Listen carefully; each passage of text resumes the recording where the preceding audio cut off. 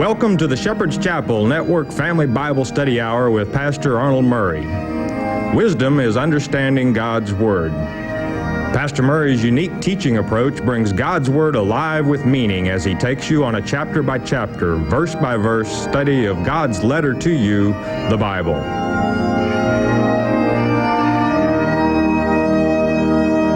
And now here is Pastor Arnold Murray. And good day to you. God bless you. Say, welcome to the Shepherd's Chapel. Welcome to this family Bible study hour. Ready to get into our Father's Word. Zechariah, remembered of Yah. That time that God remembers His people, that time that the Son returns to them, it's called the Second Advent. And as I've stated, you could teach the whole Bible from this book, Revelation, the whole bit. It is so complete. And we pick it up here in the 7th chapter, having completed that 6th where the war horses went out and quiet came upon the land and the branch appeared. That branch being none other than Messiah.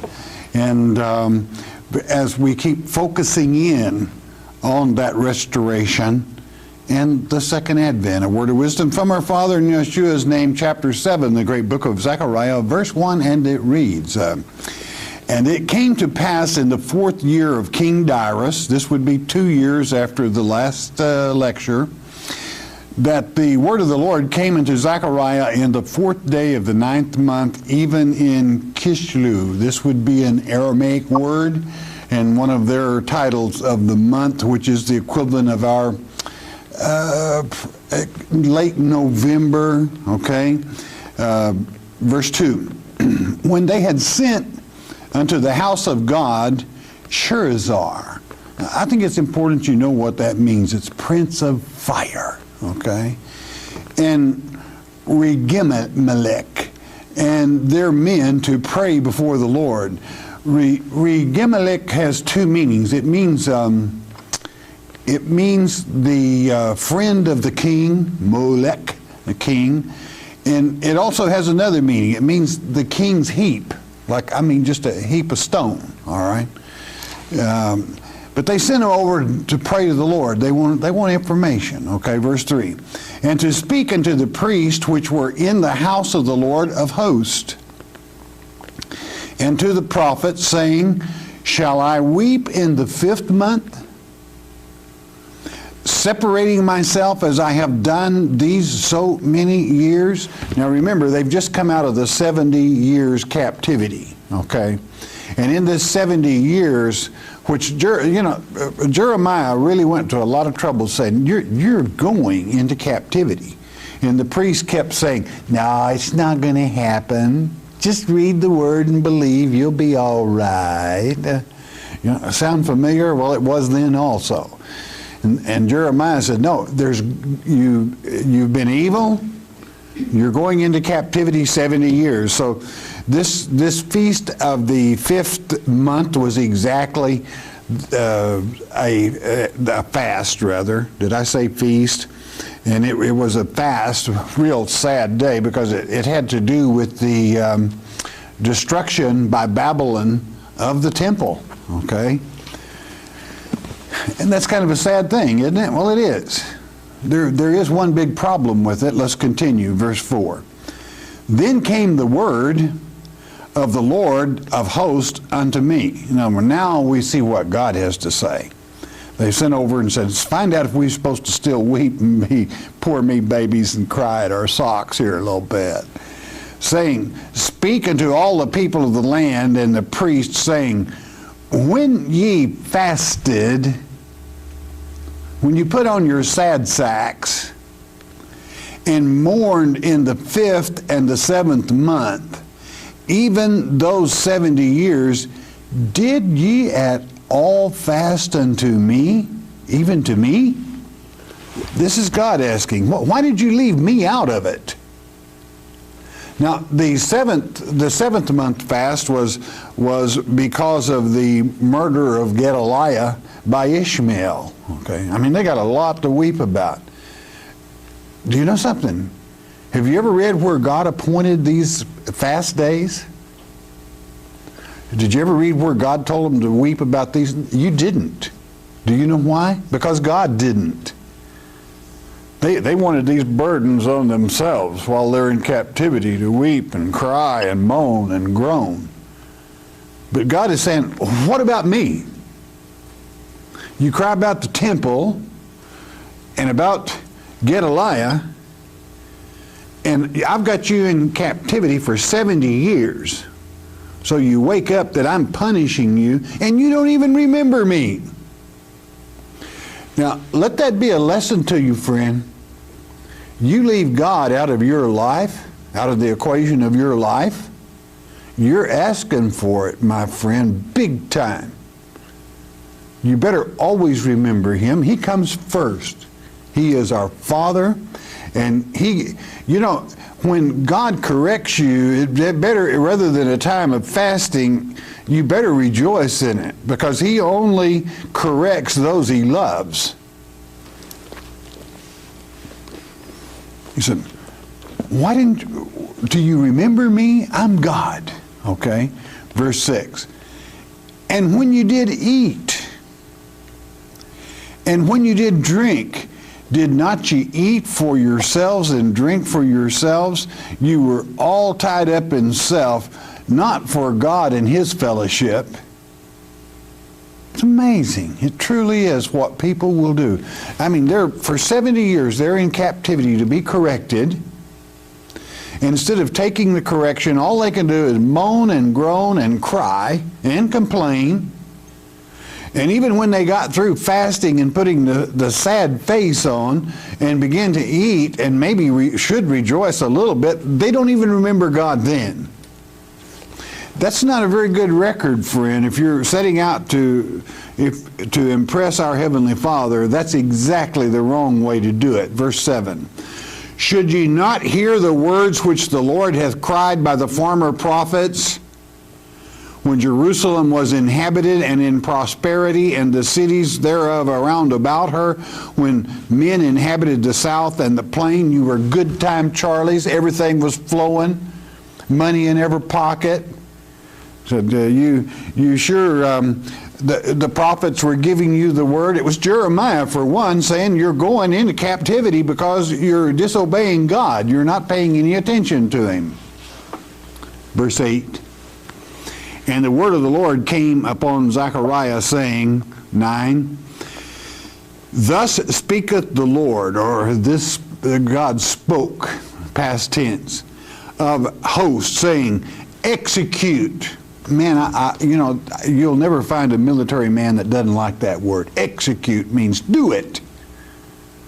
That means put it in motion. That means charge. It's time to execute the order. Do it. Saying, execute true judgment and show mercy and compassions every man to his brother. Now, who is your brother? You know, you've got some people running around thinking everybody that breathes is your brother. There's some bad people in this world, my friend, that would destroy Christianity, bam, just that quick. You surely don't think they're your brother. They're not. They're not your brother unless they accept Christ and get murder out of their hearts or blowing up little kids. They're not your brother. So, you know, people get all confused in this generation. Well, I thought we were supposed to love everybody. Well, you are. But if they're your enemy, you love them and you correct them to where they're decent to be around, or you don't be around them. Okay? And there's only one way to handle a murderer. That's either change him or get rid of him. Well, that's a hard view. Well, that's tough love. But that's the way, if you're going to please God, that you have to remember Him and what it is He has told us to do, to be pleasing to Him. And He will tell you, I believe it's in the next chapter, exactly what He expects of you. We'll see how you fit the bill. Execute good judgment. Be fair. You know, there is a lot of people, I bet you could walk out on the street here where it says, compassion every man to his brother, and say, isn't it something, have you ever read that scripture, do your brother before he does you? There'd be a lot of people say, yeah, I've heard of that scripture. Well, it's not. That's not scripture. There's a difference between a brother and a neighbor, even. You need to rightly divide the word of God if you're going to be pleasing to our Father. Verse 10, and oppress not the widow nor the fatherless. You take care of the widow and the orphan, the stranger nor the poor. And let none of you imagine evil against his brother in your heart. In other words, as long as someone requests peace from you, you put peace to them. But if somebody wants to harm your family or your church, then take care of business. All right? That's simple enough, isn't it? Verse 11. But they refused to hearken. They wouldn't listen, and pulled away the shoulder and stopped their ears that they should not hear. Now, this is an idiom that kind of has two meanings. If you pull your shoulder away from the wheel, it means you're not carrying your part of the load. But it means also you've turned your back on God. Friend, if you ever want to really make our Father angry, just turn your back on him. That's the height of insults in some ways. It is. A wise person does not do that. Because if you won't listen to him, if you haven't listened to him even up to this time without repentance, I got some good news for you. It's good news to me, but it's going to be bad news for you. Verse 12. Yea, they made their hearts as an adamant stone. I mean, that's harder than a rock. Lest they should hear the law. The law is God's word, his doings. And the words which the Lord of hosts hath sent in his spirit by the former prophets. Therefore came a great wrath from the Lord of hosts.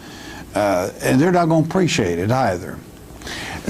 The point is, you don't hear him, he's not going to hear you. There's going to be a time come in your life that you're going to be, oh, God, hear me. Oh, I'm in trouble, God. Is that the only time you ever think about him? It's kind of late. In the first place, you'd have to repent and say, Father, I've sinned certainly. I've ignored you, but I'm in trouble now. I want to come home. I want you. I want to be part of the family. Then maybe he would listen. But you got to want to hear his word. His word is the law. His word, the law is not bad. It keeps you out of trouble. It's men that are bad. Their old foreheads, their brain is harder than a rock. You couldn't tell one of them something unless it comes around time and God touches them. Verse 13. Therefore it is come to pass that as he cried, and they would not hear, so they cried, and I would not hear, saith the Lord of hosts. That's the bad news for you. He's not going to hear you. Well, I was hoping he would answer my prayer. Why? What earthly reason does he have for asking your prayer if you never listen to him, if you never read his letter, if you don't understand what it is that he wishes you to do? Why should he want to help you? Now that's just putting it right down where the rubber meets the road. You've got to give him a reason. Every promise he makes has conditions tied to it. If you don't meet those conditions, bye. Well, does that mean God doesn't love us? He loves us a great deal. True love is also, if you love a child, you're going to correct that child, and that's what our Father does to his children. If they won't listen to him, he won't listen to them. That's fair. But they can always make that adjustment to the attitude and change and be decent and loving to our Father, and he will listen. It's that simple. You need to, there's a real sad time coming up that a supernatural entity known as the false Messiah is going to appear on this earth. And if you're not familiar with this letter, you're probably going to worship him. That may sound strange to you, but it is a fact. because this letter warns of that a great deal. As a matter of fact, the next chapter will even talk about it, speak of it, even though it's the Old Testament. Verse 14 to complete the chapter. But I scattered them with a whirlwind among all the nations, whom they knew not. Thus the land was desolate after them, that no man passed through nor returned, for they laid the pleasant land desolate. And God scattered them, and what does it become? Especially after the false Messiah appears, and he knows it's God's favorite place. That's why it is written in 2 Thessalonians chapter 2, verse 4, that he's going to sit right in that place claiming to be God. And do you know something? The unlearned are going to worship him thinking he is God, because he performs miracles in the sight of men, as it is written in Revelation chapter 13, beginning with verse 11. What a fantastic time to live, and you're living it. Thank your Father for that privilege. The generation of the fig tree. How exciting. Chapter 8 covers the restoration of God's children. He scattered them all right. The Assyrian took the 10 tribes north, and they went over the Caucasus Mountains, later being called Caucasians. They settled all of Europe. The 10 tribes later migrated to Canada and to America, the Americas, and settled these nations. They would become as numerous as the stars of heaven and the sands of the sea. And a lot of people to this day have no idea who they are, but why? They have not read the Word. They haven't read this letter that God sent. He scattered them, but he's going to restore them, and that's what this chapter is about. Chapter 8, verse 1, it reads, Again, the word of the Lord of hosts came to me, saying, that's his title, and leaving no doubt who this word is from. Verse 2, Thus saith the Lord of hosts, I was jealous for Zion with great jealousy, and I was jealous for her with great fury. He's a jealous father. Do you know, this is why when you won't read his letter, telling you how to please him, and when you go chasing after other religions that are distant and foreign to Almighty God, that is to say, traditions of men that make void this letter, making it void, it has happened recently and often enough that sometimes if you mention our Father, people snicker. You know, you talk about lowlifes. You talk about ignorant people. We've got them, and they think they're society. Ignorance is bliss. Don't worry, a wake-up call is coming. I know I may offend some, but my duty is a communicator of this letter. If I drive you into it, I have succeeded. If I don't, I kind of know where you're going anyway. We tried, right? God through the letter. Verse 3. Thus saith the Lord, I am returned unto Zion. Listen to those words. Let them settle in your mind. I am. There's a tense required there. I am returned means it has happened unto Zion, and will dwell in the midst of Jerusalem. It's his favorite spot in the world. Ezekiel chapter 16, he made an eternal covenant with that geographical location out of the whole universe. And Jerusalem shall be called a city of truth, and truth will set you free. And the mountain, that's to say the holy mountain, Mount Zion, of the Lord of hosts, the holy mountain. You know, this is where our word Shekinah, or the Hebrew word Shekinah, comes from. God dwells there. That's what the word means. And wherever God dwells, that's the Ruach, that's the Spirit, that's the Kodesh, the holiness. This is why the closing words of the great book of Ezekiel, giving it to you in the same language but a little different slant, Yahweh Shema, God returned. God dwells there. You know, that's what we're all working forward to, my friend. And I don't know, I guess the question is, he's very jealous and he's coming back. How's he going to treat you? What is he going to say to you? I hope you've earned some rewards, because judgment's coming for the good, bad, and the ugly. I mean, all deeds. Some of them good, some of them bad, and some of them real ugly. That's why you want to make sure you repent. Lies will not stand a chance, because it will be called the city of truth. And nothing but truth. I mean, so help us God, nothing but the truth. Why? God knows. It's in the book. It's called the book of life.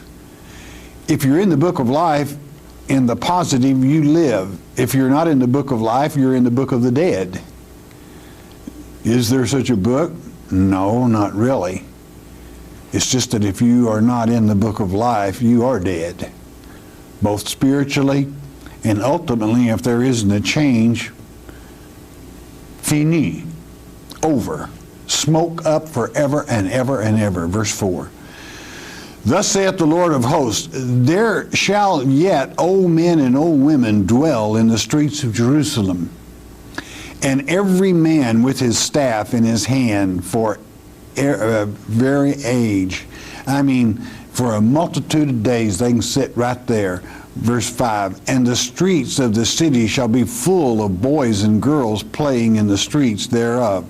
6, thus saith the Lord of hosts, if it be marvelous in thy eyes, if it be marvelous in your eyes, of the remnant of this people in these days, the remnant is God's elect, you got it? Should it also be marvelous in mine eyes? Do you think it won't be marvelous in my eyes also to be back and to set the, saith the Lord of hosts, to set the restoration in order? Now, you know, many people will take this and they'll say, well, isn't that talking about the millennium? Well, yes, it is. Well, what is these old people and these little kids? I didn't know there were kids born in the millennium. It's the idiom. What does the idiom mean? Don't ever let an idiom throw you. When old people can sit on the porch in a busy street safely, not having to worry about one thing, what does it mean? That's what the idiom is about, peace. Nobody is going to offend. And can you imagine boys and girls playing in a street in a city today? I mean, think about it a minute. Can you even imagine you letting your little 3, 4, 5, 6, 10, 12-year-old kids play in the middle of the street? I don't think so. For many reasons. Traffic, danger, molesters. The idiom is, it's going to be safe everywhere. There's nothing going to be in those streets that could harm anyone, harm even a little child. We will all be in spiritual bodies, and there will be no children, because all are the same age in a spiritual body. Always have been and always will be. If you don't understand that, just set her on the shelf and let her rest there. He said, this is marvelous. If you think it's marvelous in your eyes that you would never again have to worry about anything that would molest, how do you think it feels in my eyes, God says? That's what he's looking forward to, okay? And again, please never let an idiom or a figure of speech throw you from understanding our word. Let me ask you a question. It is recorded by Christ himself concerning after the resurrection. What was the appearance of the two people? There were two young folk, young people. Everyone is young in their spiritual bodies because there's no aging, okay? But they are adult. Verse 7 to continue. Thus saith the Lord of hosts, behold, I will. Didn't say maybe. No, I will save my people from the east country and from the west country. Meaning all the way around. Excuse me, verse 8. And I will, that's definite, I will bring them, and they shall dwell in the midst of Jerusalem, and they shall be my people, Ami, not Lo Ami, as in the book of Hosea, not my people, but my people. Why are they his people? Because all the others have gone to hell. Okay? It's just that simple. Not everybody's going to be there. This is the remnant. And I will be their God in truth and in righteousness. This is to say that truth will set you free. Now, let's adjust the furniture just a little bit. No one will go to hell during the time of the millennium, that 1,000-year period. It's called the Lord's Day. How long is a day with the Lord? As 1,000 years with man. That's the Lord's Day. Some of these are going to, through the teaching of God's remnant, are going to see the truth, because it's going to be a rough old time of teaching, my friend. And whatever it takes. Maybe some will be saved, but the others just won't be with us. It will be safe in the eternal temple, in the eternal streets. There won't be anything that offends. They will all be gone. Verse 9.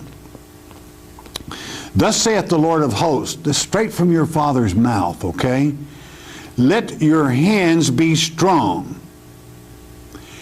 Ye that hear, that's to say, if you can understand what I'm saying, ye that hear in these days these words by the mouth of the prophets, which were in the day that the foundation of the house of the Lord of hosts was laid, that the temple might be built. Do you have ears to hear? Do you have eyes to see? Do you know what temple we're talking about? We're talking about the temple that Christ said, you destroy it, I'll rebuild her in 3 days. Meaning the many-membered body of Christ. Those that build and bring back. Zerubbabel, he that was born in Babel, came out and built the house, put the people together, brought them together. Those that had eyes to see and ears to hear. The temple. Speaking about those that do hear, didn't say anything about those that don't hear, won't listen. Verse 10. For before these days there was no hire for man, nor any hire for beast, neither was there any peace to him that went out or came in because of the affliction. For I set all men, every one against his neighbor. Why would God do that? Okay, you got to listen to me carefully. The word affliction, you must take that all the way back to the prime. And the etymology is almost spooky, because it can even mean a sharp stone knife. Satan is the rock. And when you take it all the way to the prime, it is the adversary. That's what the word affliction, it's the adversary. Why would there be no hire? Well, you've either got to shine his boots, or you're not going to work. You're not going to have any money. You're not going to get paid. You've got to shine his boots. You've got to take his mark, as is to say, love him, bow to him, or you're not going to have a job. You're not going to have any money. Well, what in the world will I do? I don't know. Don't you trust God? I mean, there comes a time when you either got it or you don't, friend.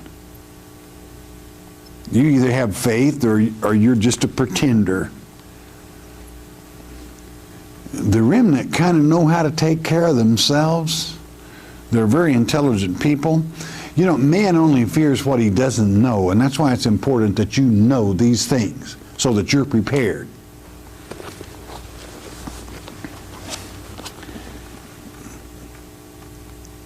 See, you know, everyone that looks ahead should always have, you know, if you live in a big city, I would want 2 months food storage in my house, at least 30 days, because of truck strikes and Lord only knows what. It's true you can't have fresh vegetables for 2 months. You know why? They won't keep that long unless they're canned. The word to the wise is sufficient. Verse 11. The old adversary, that's Satan, that's one of his names, that's the false Christ. You either worship him as it is written in Revelation chapter 13 verse 18, or you won't be a part of the system. And let me hasten to add, you better not be part of the system, because they have a one-way ticket and you don't want to be on their train. Verse 11. And now I will not be unto the residue of this people as in the former days, saith the Lord of hosts. Going to be some changes. Verse 12. For the seed shall be prosperous, the vine shall give her fruit, and the ground shall give her increase, and the heavens shall give their dew, and I will cause the remnant of this people, that's God's elect, to possess all these things. We're going to do away with that adversary. Do you know where he's going? Have you never read the first 3 verses of the great 20th chapter of the great book of Revelation? It makes it very clear where the adversary is going. And that is our day. That is a time of teaching. The remnant, and you are that remnant. Verse 13. And it shall come to pass that as you were a curse among the heathen, that's the unbelievers, snickering at God's word. O house of Judah and house of Israel, both of the houses still split. That's very important. If you don't understand that, you're in trouble. So will I save you, and you shall be a blessing. Fear not, but let your hands be strong. What is your strength? You've learned it in the minor prophets, where your strength comes from. God is our strength. With him we can do all things. And God's strength is what keeps us going. So let's go another verse here, 14. For thus saith the Lord of hosts, as I thought to punish you when your fathers provoked me to wrath, saith the Lord of hosts, and I repented not. I kept the heat on. Bring a calamity on you. Now, I don't want you to ever forget this next verse. Do you want to be pleasing to God? Verse 15. So again have I thought in these days to do well unto Jerusalem and to the house of Judah, fear ye not. 16. If you want to be pleasing to God, don't ever forget this verse. Chapter 8 of Zechariah, verse 16. 2/8 is 16, 1/8 the 8th chapter. These are the things that you shall do. Not maybe, not perhaps. These are the things that you shall do. Speak ye every man the truth to his neighbor. See, not brothers, neighbor. Execute. There's that nice word again. Execute the judgment of truth and peace in your gates. In your gates means in your courts. Listen, that's one we've let slide a long way. For our courts do not execute good judgment in many cases. We just saw a sign of this in Alabama. Christians better wake up and better do something about it, and you better let your arm be strong when you enter any booth to make up your mind who handles what. That's what God says. If you do that, the gate is the place of judgment. It's where every city had a gate where everybody met and the litigation was handled there. He's talking about courts. That's not political. That's judicial. We got some people they'll accuse me when I get on the judicial of being political. Say, how ignorant can people be?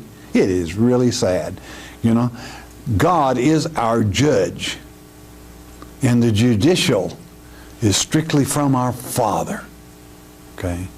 And those that try to mimic or sit in the gate had better have him in mind, or I would hate to be in their shoes. That's what you do to please God, okay? Be truthful, be honest, be fair to your neighbor. Treat him as you want to be treated. Neighbors are precious people. All right, bless your hearts. Don't miss the next lecture. Listen a moment, won't you please?